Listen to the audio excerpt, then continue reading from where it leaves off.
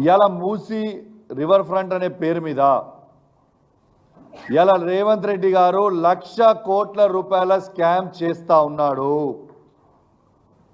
101% ఇది 1,00,000 కోట్ల రూపాయల స్కాము.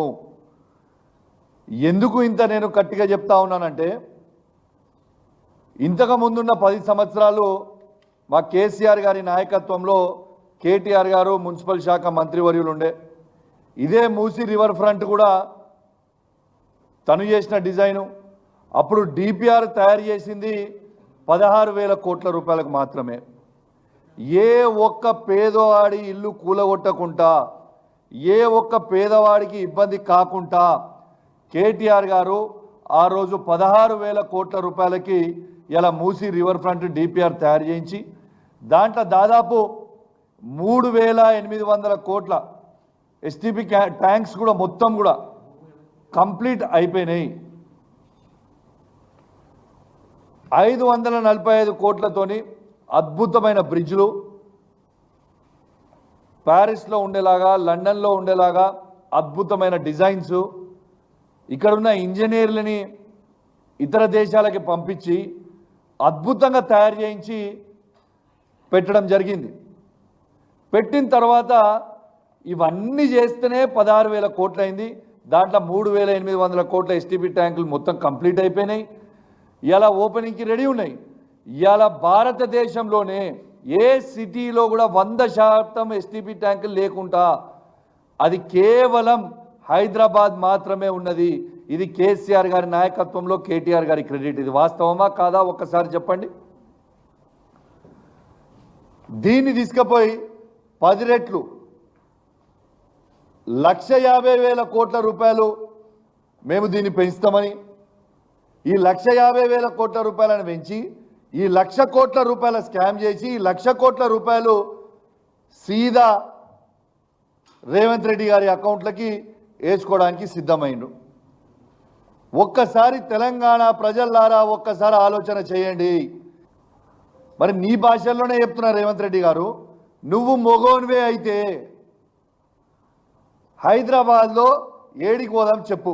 కుక్కట్పల్లికి వస్తావా, నాగోల్కి వస్తావా, రాజేంద్ర నగర్కి వస్తావా, జియాగూడకు వస్తావా, ఇంకా ఏడ ఈ మూసి రివర్ ఫ్రంట్ పేదోళ్ళ ఇల్లు కూలగొడుతున్నావో ఆడికి నువ్వు వస్తావా సెక్యూరిటీ లేకుండా? రా. నువ్వు కేటీఆర్ గారిది, హరీష్ రావు గారిది ఈపు చింతపండు చేసుడు కాదు. ప్రజలు నీ ఈపు పుచ్చపండు చేయడానికి రెడీగా ఉన్నారా బిడ్డ. నువ్వు నోటికి వచ్చినట్టు మాట్లాడుతూ ఉన్నావు, నీ ఇష్టం వచ్చినట్టు మాట్లాడుతూ ఉన్నావు. నీ ఈపు పుచ్చపండు కావడానికి రెడీగా ఉంది. చాలా త్వరలోనే నీ ఈపు పుచ్చపండు ప్రజలే చేస్తారని చెప్పి సందర్భంగా తెలియజేస్తూ ఉన్నాను. ఇవాళ పేదోళ్ళ కళ్ళల్లో రక్తం చూస్తూ ఉన్నావు నువ్వు. ఇవాళ పేదోళ్ళ ఇల్లు కూలగొడితే ఏమొస్తుంది భయ్ నీకు? నాకు అర్థం కాదు. గరీబోళ్ళ ఇల్లు కూలగొడితే ఏమొస్తుంది నీకు? వాళ్ళని ఎందుకు ఇబ్బంది పెడతా ఉన్నావు?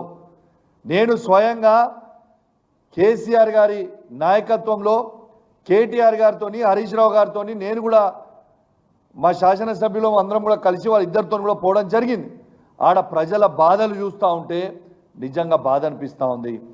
నేను అధికారులను కూడా హెచ్చరిస్తూ ఉన్నాను, మీరు రేవంత్ రెడ్డి చెప్పిండని చెప్పి వీడికి వచ్చిన హుజురాబాద్ నియోజకవర్గంలో ఏ ఒక్క పేదవాని ఇల్లు కూలగొడితే నేను మీకు చెప్తున్నా, ఒక్కరు కూడా గల్లీ నుంచి బయటికి పోరు. రాసి పెట్టుకోండి. మిమ్మల్ని ఏ పోలీసోడు కాపాలని లేడు, ఏది కూడా ఆ బుల్డోజర్ బయటికి పోదు, ఎవ్వరు కూడా బయటికి పోరు. మా హుజురాబాద్ నియోజకవర్గంలో ఏ పేదవాని ఇల్లు ముట్టినా అగ్ని గుండం అవుతుంది, తస్మాత్ జాగ్రత్త అని చెప్పి హెచ్చరిస్తూ ఉన్నాను. అధికారులకు కూడా చెప్తా ఉన్నాను, ఎక్స్ట్రాలు చేయకూరి మీరు.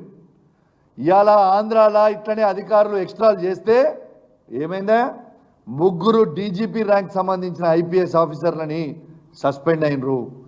రేపు మళ్ళా కేసీఆర్ గారు వచ్చిన తర్వాత రాక ఎట్టు పరిస్థితి తప్పదు. 100% కేసీఆర్ గారు మళ్ళా ఈ తెలంగాణ రాష్ట్రానికి ఖచ్చితంగా ముఖ్యమంత్రి అవుతారన్న డౌట్ ఏం లేదు.